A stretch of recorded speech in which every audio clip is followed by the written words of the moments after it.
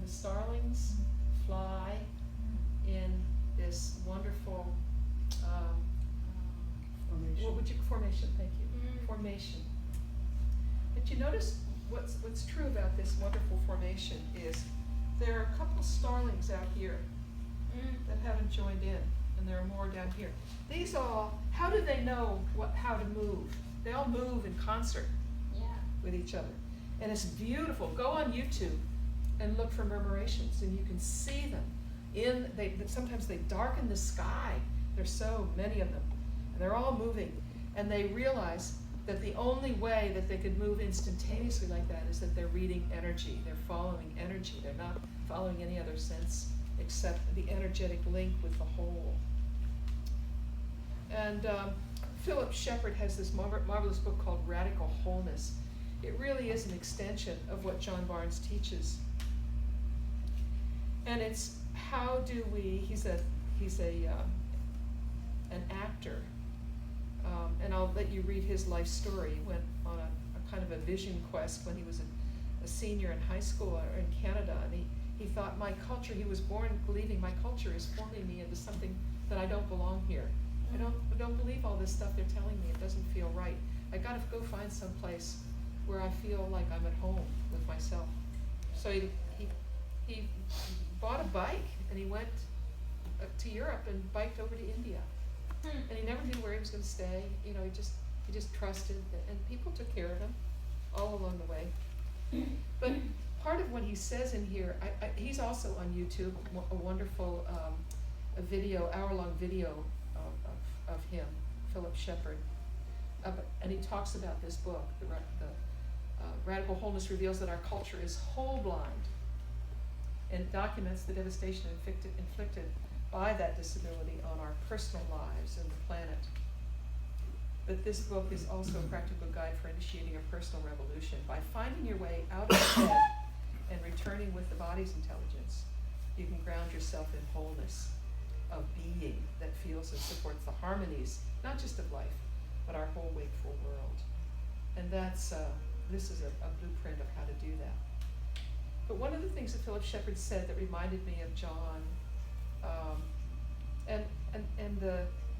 and also the Bowen therapists believe this. If you've ever heard of Bowen therapy, B-O-W-E-N, Bowen therapy, they do pressure, they do rocking, and then digging in and coming back, and rocking and digging in and coming back. And Kelly Clancy is a Bowen therapist, and she explained this to me. She said, a lot of times we'll be working with a patient, with a client, and we work through clothes. They don't work they can work right on screen, but they work through clothes.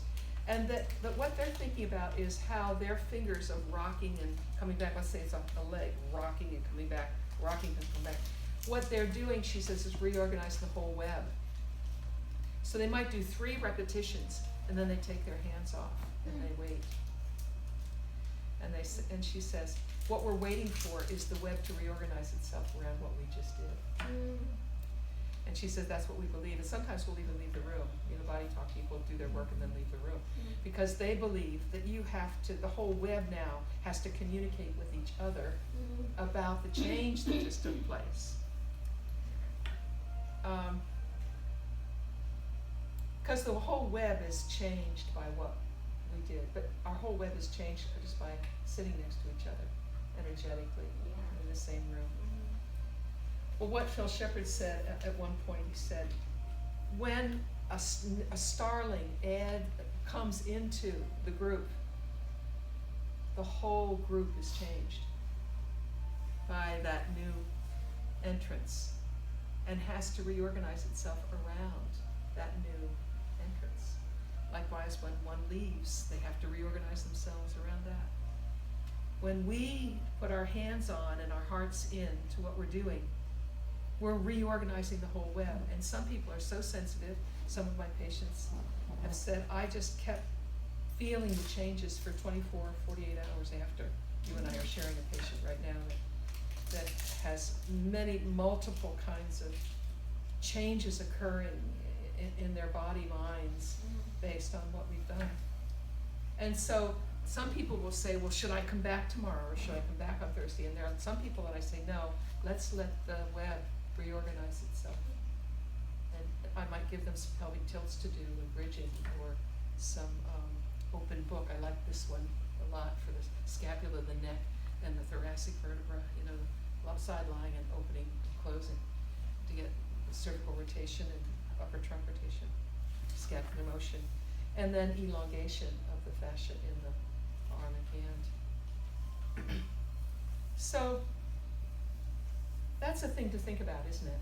Mm-hmm. Fascia is organized around where we are at any one moment, and anything that we do is going to reorganize it. And we need to pay attention to that. We need to respect that.